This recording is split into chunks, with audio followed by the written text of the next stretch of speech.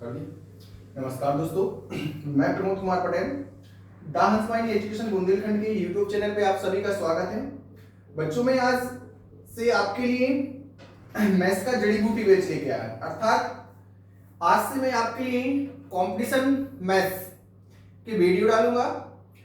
आज से मैं स्टार्ट करता हूं जड़ी बूटी बैच वीडियो फर्स्ट। इस बैच के माध्यम से मैं आपके लिए मैथ्स की छोटी छोटी सी जो कंडीशनें रहेंगी, छोटे छोटे से जो टिप्स रहेंगे, उन सभी बातों को ध्यान में रखते हुए वीडियोस बनाऊंगा। बस आप एक चीज ध्यान रखिएगा, मेरा वीडियो कैसा है, अच्छा है, बुरा है, पसंद आ रहा है या कोई कमियां हैं, तो उसे कमेंट में जरूर दीजिएगा, है ना। क्योंकि इस आपके कमेंट से मुझे मोटिवेशन मिलेगा कि मैं एक वीडियो अच्छा बना रहा हूं, या यदि कहीं पे गलती कर रहा हूं तो आपके कमेंट के माध्यम से मैं उसको गलती को सुधारने की कोशिश करूंगा। बच्चा, आज स्टार्ट करते हैं मैथ्स का नंबर सिस्टम टॉपिक, अर्थात संख्या पद्धति। ये संख्या पद्धति जो टॉपिक रहेगा आपका एकदम बेसिक से रहेगा, अर्थात जीरो से रहेगा। यदि अपन बात करते हैं संख्या पद्धति, किस टॉपिक की बात करते हैं? संख्या पद्धति। आपके लिए पर डे एक वीडियो रहेगा, जिसमें आज से आपके फर्स्ट वीडियो के स्टार्ट होता है संख्या पद्धति। क्या होता है? संख्या पद्धति। यदि हम संख्या पद्धति की बात करें तो सबसे बड़ी चीज आती है, संख्या पद्धति है क्या? संख्या पद्धति है क्या? तो संख्या पद्धति अर्थात व्यवस्था। संख्याएं, संख्या किससे मिलकर बनती है दोस्तों? अंकों से मिलकर बनती है। किससे? अंकों से। और पद्धति का अर्थ होता है व्यवस्था। व्यवस्था अर्थात संख्याओं पर आधारित की गई जो व्यवस्था है, अर्थात संख्याओं पर बनाई गई जो व्यवस्था है, अर्थात संख्याओं के आधार पर बनाई गई जो गणितीय संक्रियाएं हैं, उन्हें क्या कहते हैं? व्यवस्था कहते हैं, अर्थात संख्या पद्धति कहते हैं। अब बात आती है, जो संख्याएं हैं वो किससे मिलकर बनती हैं? अंकों से मिलकर बनती हैं। किससे मिलकर बनती हैं? अंकों से मिलकर बनती हैं। तो बात आती है, अंक होते कितने हैं टोटल? यदि हम टोटल अंक की बात करें तो टोटल अंक कितने होते हैं? 10 होते हैं। कितने होते हैं? 10 अंक होते हैं। अब यदि हम इन अंकों की बात करें, ये जो अंक है टोटल 10, वो कौन कौन से हैं? तो 0, 1, 2, 3, 4, 5, 6, 7, 8, 9। अर्थात काउंट करोगे 1 से लेके 9 तक के 9 अंक 0 गए और एक 0 हो गया, तो टोटल कितने अंक हो गए आपके बच्चा? 10 अंक हो गए। अर्थात 0 से लेके 9 तक के टोटल कितने अंक हो गए? 10। अंकों की संख्या कितनी होती है आपकी? 10 होती है। अब बात आती है अंक के प्रकार की। तो बच्चा, अंक दो प्रकार का होता है, एक हमारा सार्थक अंक, दूसरा होता है आपका असार्थक अंक। अब बात आती है, सार्थक अंक कौन सा है, असार्थक अंक कौन सा है? ऐसा तो हमें नहीं पता चलेगा कि ये सार्थक कौन सा है, असार्थक कौन सा है, क्योंकि मैथ्स में हर एक अंक की अपनी एक पर्सनल वैल्यू होती है। पक्का? इसके बाद यदि अपन बात करें तो सार्थक अंक और असार्थक अंक होगा क्या सर? तो बच्चे ध्यान रखना है बचपन के कॉन्सेप्ट का। बचपन का कॉन्सेप्ट क्या है? आपने या मैंने भी खेला है खेल की, जिसमें बच्चे बोलते हैं कि 100 रुपए चाहिए तो एक काम करो, 0 की कोई वैल्यू नहीं, 1 रुपए दे दो। मतलब जो 0 है, 0 की वैल्यू नहीं होती है। ऐसे कैसे नहीं होती? यदि 1 लिखा, 1 के बाद 0 लगा दिया, 10 के 0 लगा दिया तो 100 हो जाता है। तो अपन के लिए ध्यान रखने के लिए मैंने अपन को बताया कि बचपन का कॉन्सेप्ट लगाना है कि 0 की कोई वैल्यू नहीं होती है। 0 क्या है? असार्थक अंक। तो बच्चे ये चीज ध्यान रखना, 0 को असार्थक अंक काउंट किया जाता है। बाकी के जो अंक हैं 1 से 9 तक, वो सभी क्या हैं? सार्थक अंक हैं। अब बात आती है 0 को असार्थक अंक क्यों लेते हैं, इसका भी मैं आपके लिए कॉन्सेप्ट दूंगा। तो ध्यान रखना, 0 के लिए असार्थक अंक माना गया है। क्या माना गया है? असार्थक अंक माना गया है। कौन सा? असार्थक अंक। असार्थक अंक है ये क्यों? बच्चा ध्यान रखना, नोट पॉइंट को छाप लेना। 0 है, 0 का जो महत्व है, 0 का जो महत्व है वो होता है स्थानपूर्ण। स्थानपूर्ण मतलब कहने का मतलब है 0 का जो मान है डिपेंड करता है स्थान पर, अर्थात 0 कहां यूज हो रहा उस पर डिपेंड करता है 0 की वैल्यू है कि नहीं। आपके सामने देखो, यदि हम बात करें एग्जाम्पल की, तो फर्स्ट एग्जाम्पल, यदि हम किसी संख्या के बाद, जैसे 1 लिया, 1 के बाद 0 लगा रहे हैं 10, फिर 0 लगाया 100, फिर लगाया 1000, मतलब यहां पे महत्व है। आपने बोला संख्या के यदि दाएं साइड लग रहा महत्व है, मैंने बोला है, मैंने बोला नहीं है। बोले कैसे? देखो यदि मैंने 1 पॉइंट लगा दिया, क्या लगा दिया? पॉइंट। अब पॉइंट लगाने के बाद हम कितनी भी जीरो बढ़ा दें, यहां पर जीरो का महत्व है क्या? नहीं। सही बात सर, आपने बिल्कुल सही बताया कि स्थान पूर्ण है। क्यों? क्योंकि बाएं साइड, यहां पे दाएं साइड लगा रहे तो एक बार है महत्व और एक बार नहीं। क्लियर? अब वैसे ही यहां पे यदि हम बन के दाएं बाएं साइड बनाए तो इसकी कोई वैल्यू है क्या? कोई वैल्यू नहीं है। ये भी स्थान के ऊपर डिपेंड करता है। आप तो बोले थे जीरो का महत्व है, तो ध्यान रखना बच्चा, जो शून्य होता है, शून्य का मान होता है स्थान पूर्ण, अर्थात शून्य कहां यूज हो रहा है स्थान के ऊपर डिपेंड करता है, तब जाके पता चलता है शून्य की वैल्यू है कि नहीं। क्लियर है? शून्य का महत्व स्थान पूर्ण होता है, इस कारण से शून्य को क्या माना जाता है? असार्थक, क्योंकि कहीं कहीं वो सार्थक की भांति कार्य करता है, कहीं कहीं असार्थक की भांति कार्य करता है। आया समझ में? ये तो आपके अंक की गाथा थी। अंक कितने प्रकार का हो गया? 2, सार्थक और असार्थक। शून्य क्या है? असार्थक अंक। मैंने आपके लिए कंडीशन बना दी। इसके बाद बात करते हैं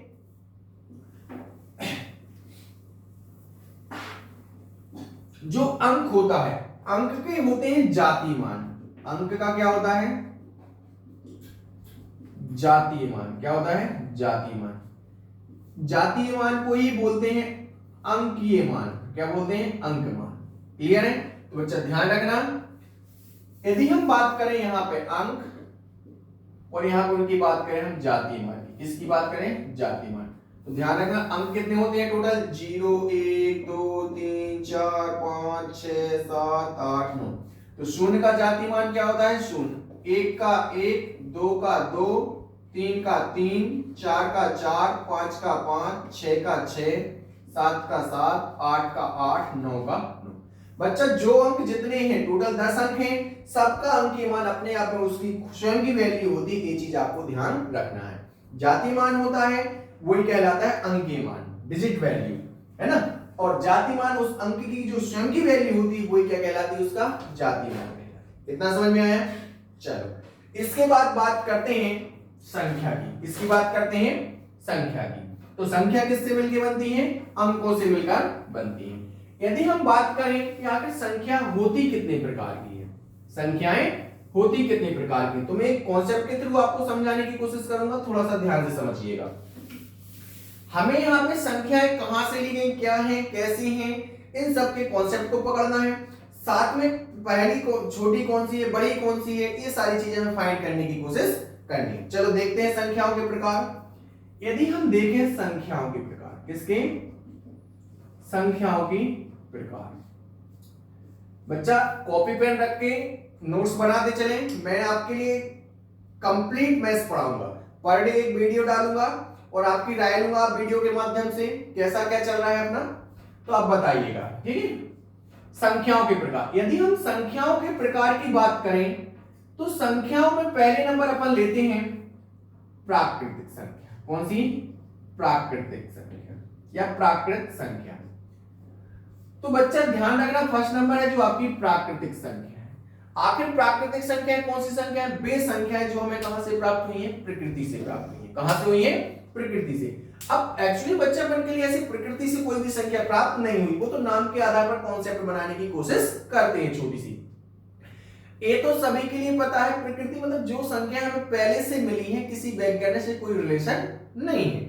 तो बात आती है शून्य। शून्य की खोज किसने की? आर्यभट्ट ने। अर्थात क्या प्राकृतिक संख्या में काउंट करेंगे? नहीं। तो मान के चलते हैं जो संख्याएं हैं 1 2 3 4 5 डॉट डॉट डॉट इन्फिनिटी तक, ये सभी की सभी क्या होती हैं? प्राकृतिक संख्याएं होती है, नेचुरल नंबर होती है। क्लियर है?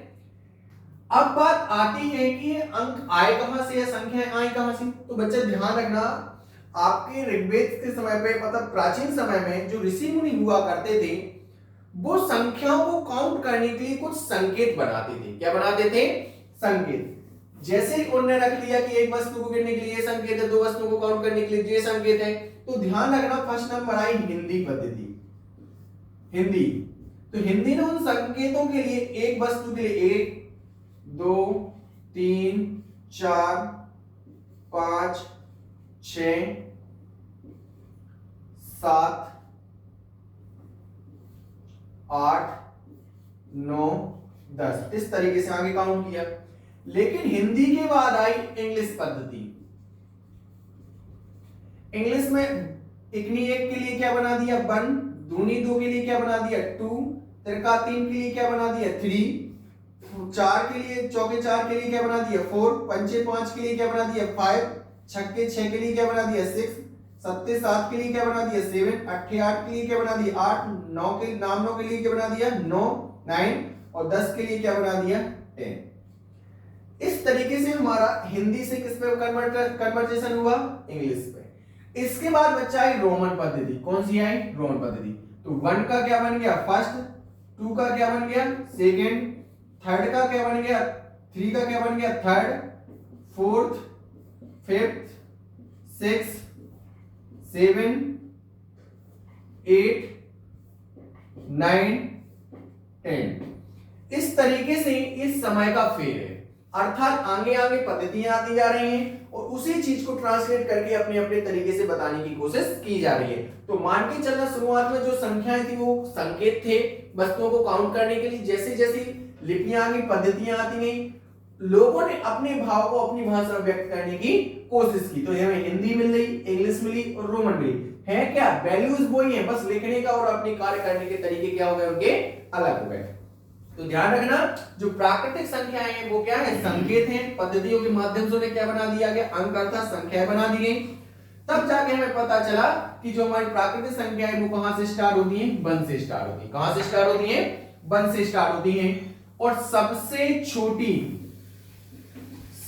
छोटी जो प्राकृतिक संख्या है वो कितना है बच्चा 1। और सबसे बड़ी जो प्राकृतिक संख्या है वो है आपकी इनफाइनिटी। क्या है आपकी इनफाइनिटी। इसके बाद चलती है पूर्ण संख्या। कौन सी पूर्ण होल नंबर। अब बात आती है पूर्ण संख्या। पूर्ण मतलब पूरी, पूर्ण मतलब पूरी संख्याएं। अब बच्चा आपने छोड़ क्या दिया था जो अधूरी थी संख्या, जो आप बोल रहे हैं पूर्ण मतलब पूरी संख्या। तो पूरी संख्या अर्थात जो पूर्ण संख्या है वो कहां से स्टार्ट होगी 0 से, क्योंकि मैंने 0 को छोड़ दिया था, क्योंकि 0 को मैंने क्या माना था जो शून्य है, अर्थात इसकी खोज किसने की थी आर्यभट्ट ने। किसने की थी आर्यभट्ट ने।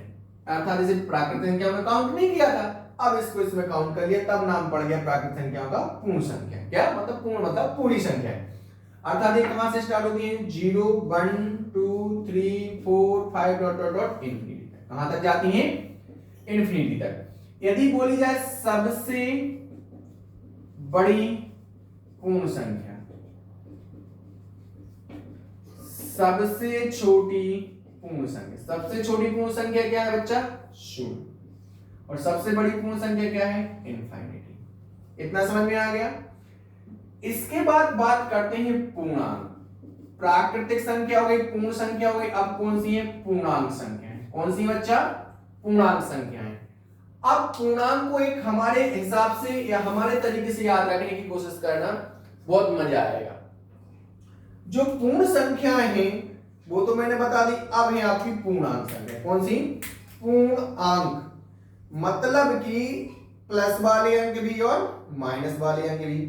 तो बच्चा ध्यान रखना पूर्णांक को अपन ध्यान रखेंगे स्केल से। किससे याद रखेंगे स्केल। जैसे कि जो स्केल मेजर करते हैं किस तरीके से मैनेज होता है बच्चा ध्यान से समझिएगा। जैसे मान के चलो मैंने एक स्केल बनाया। क्या बनाया आपके लिए स्केल। मिड पॉइंट हो गया 0, हमेशा दाएं साइड माइनस प्लस में बढ़ेगा, +1 +2 +3 +4 डॉट डॉट डॉट। इस साइड हमेशा माइनस, -1 -2 -3 -4 डॉट डॉट माइनस। हमने यहां पे देखा जो पूर्णांक है क्या है पूर्णांक संख्या है। इस तरीके से स्केल के माध्यम से आपको इसको क्या रखना है ध्यान रखना। अब हमने देखा इस साइड धनात्मक पूर्णांक प्लस की है तो हमने इसको नाम दे दिया धनात्मक पूर्णांक और इसको नाम दे दिया ऋणात्मक पूर्णांक। क्या दे दिया ऋणात्मक पूर्णांक। तो बच्चा ध्यान रखिएगा जो पूर्णांक होते हैं वो कहां से कहां तक +∞ से -∞ के बीच होते हैं। क्लियर है। यदि बोला जाए सबसे बड़ा पूर्णांक, सबसे बड़ा पूर्णांक तो क्या है +∞। सबसे छोटा पूर्णांक तो क्या हो जाएगा -∞। यदि बोला जाए सबसे छोटा धनात्मक पूर्णांक, सबसे छोटा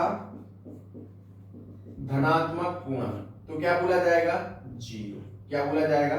जीरो, क्योंकि जीरो ना धनात्मक है ना ऋणात्मक, तो उस तरीके से सबसे छोटा धनात्मक पूर्णांक अपने क्या लेंगे? 1।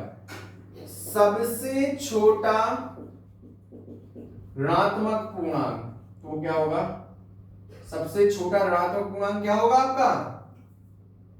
सबसे छोटा जो ऋणात्मक पूर्णांक होगा वो होगा आपका -इन्फिनिटी। क्या होगा? -इन्फिनिटी। क्लियर है? क्योंकि माइनस की वैल्यू जितनी बड़ी होगी वह वैल्यू उतनी छोटी मानी जाती है। क्लियर है? तो ध्यान रखना, इतना चीज मैंने बता दी। पूर्णांक कितने प्रकार का? 2 प्रकार का, धनात्मक पूर्णांक, ऋणात्मक पूर्णांक। धनात्मक पूर्णांक +1 से +इन्फिनिटी, ऋणात्मक पूर्णांक -1 से -इन्फिनिटी। अब बात आती है कि तो शून्य क्या है भैया? तो शून्य पूर्णांक है ओनली। क्या है? पूर्णांक, ना धनात्मक और ना ऋणात्मक, ना ऋणात्मक। तो इतना चीज आपको समझ में आ गई होगी। संख्याओं के प्रकार, प्राकृत संख्या है, प्रकृति से पूर्ण मतलब पूरी संख्या है, और मैंने आपको पूर्णांक बता दिया स्केल के माध्यम से। इसके बाद बात आती है पूर्णांक संख्याओं में। अब बात आती है आपकी 3 प्रकार की होंगी, भाज्य और अभाज्य संख्या। कौन सी? भाज्य और अभाज्य संख्या। भाज्य, चलो 3 प्रकार की संख्याएं देखते हैं। पहले नंबर सम संख्याएं और विषम संख्या। सम संख्याएं और विषम संख्याएं। सम संख्याएं ऐसी संख्याएं जो 2 से डिवाइड होती हैं, क्या कहलाती हैं? सम संख्याएं। जैसे 2, 4, 6, 8, 10 इन्फिनिटी। क्वेश्चन, सबसे छोटी सम संख्या, जो सबसे छोटी सम संख्या है वो क्या है? 2। सबसे बड़ी सम संख्या बच्चा नहीं बता सकते, वो क्या हो जाएगी? इनफाइनिटी।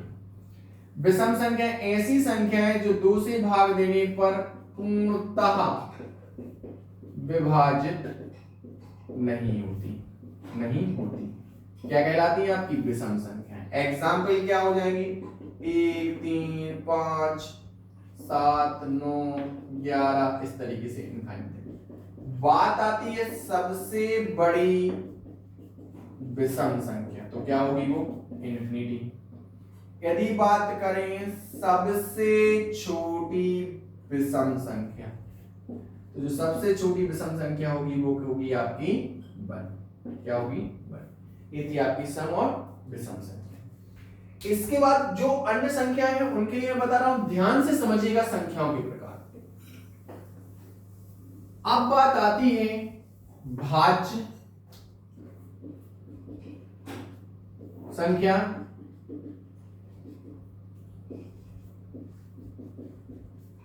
और अभाज्य संख्या और आपकी सहभाज्य संख्या। सहभाज्य संख्या आईएमपी टॉपिक ध्यान से। भाज्य संख्याएं कौन सी होती हैं? तो ऐसी संख्याएं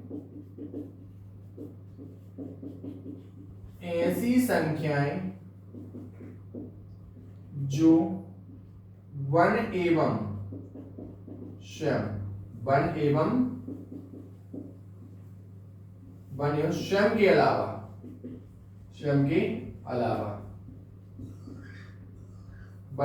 के अलावा अन्य संख्याओं से भी विभाजित हों। मतलब 1 का तो भाग जाए और स्वयं का जाए, इसके बाद अन्य संख्याओं का भी जाए, तो वो क्या कहलाएंगी? आपकी भाज्य संख्याएं। अभाज्य में 1 का जाएगा भाग, स्वयं का जाएगा, लेकिन अन्य संख्याओं का भाग नहीं जाएगा। ध्यान रखना। पहले नंबर तो परिभाषा भाज्य वे संख्या जिसमें 1 एवं स्वयं के अलावा अन्य संख्याओं का भाग जाए तो भाज्य संख्या है, और यदि 1 और स्वयं के अलावा अन्य संख्याओं का भाग नहीं जाए तो वो क्या कहलाएंगी? अभाज्य संख्या। जैसे अभाज्य संख्याओं के एग्जाम्पल की बात करें, 2, 3, 5, 7, 11, 13, 17, 19, 23, 29, 31, 37, 41, 43, 47, 53, 59, 61, 67, 71, 73, 79, 83, 89, 97। बच्चा ध्यान रखिएगा, जो अभाज्य संख्या है 1 से लेके 100 तक के बीच 25 अभाज्य संख्याएं होंगी। कितनी होती हैं? 25। काउंट करते हैं, 1 2 3 4 5 9 10 से 11 12 13 14 15 16 17 18 19 20 21 22 23 24 25।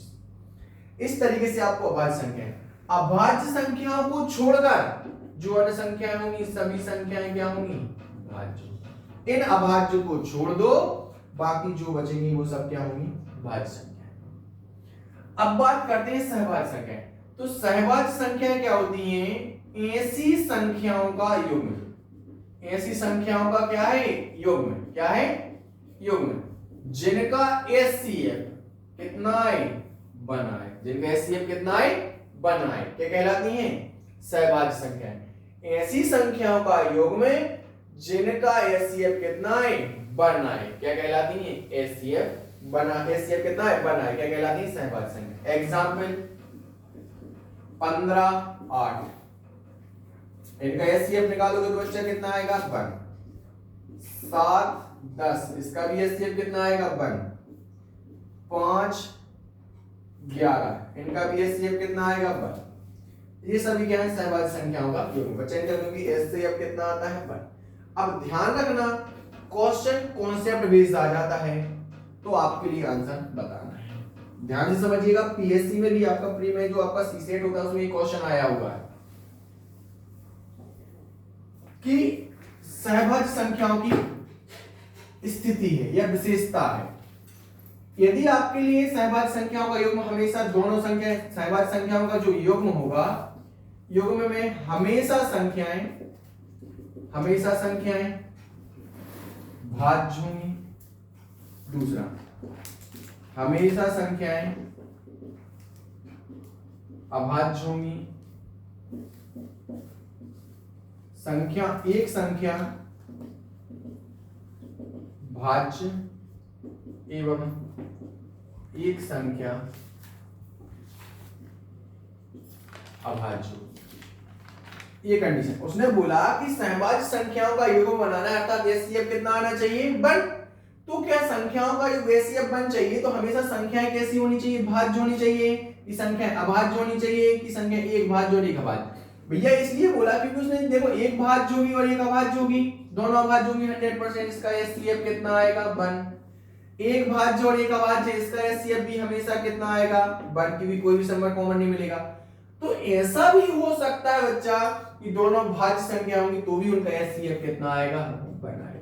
जैसे आपके सामने मैंने एग्जांपल लिखा, देखो 15 और 8 लिया, दोनों क्या है? भाज्य संख्या, फिर भी उनके एचसीएफ कितना है? 1। बस एचसीएफ निकालना आता हो। इसके बाद देखो एक अभाज्य संख्या है और एक भाज्य संख्या, तो भी इसका एचसीएफ कितना आ रहा है? 1।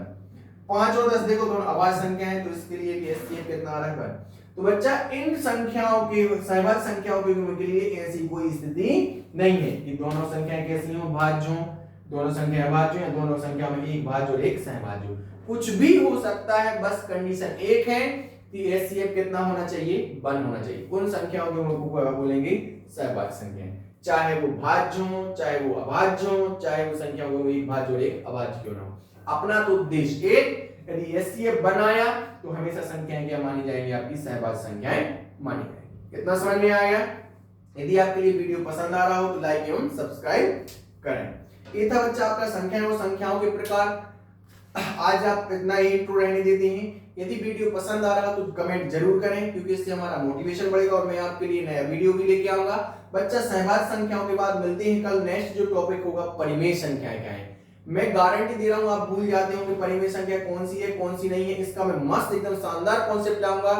आप तो कोई भी संख्या उठा लोगे, आप चुटकी में बताओगे कौन सी भाज्य कौन सी सहभाज्य, आपको पेन चलाने की आवश्यकता नहीं होगी। धन्यवाद।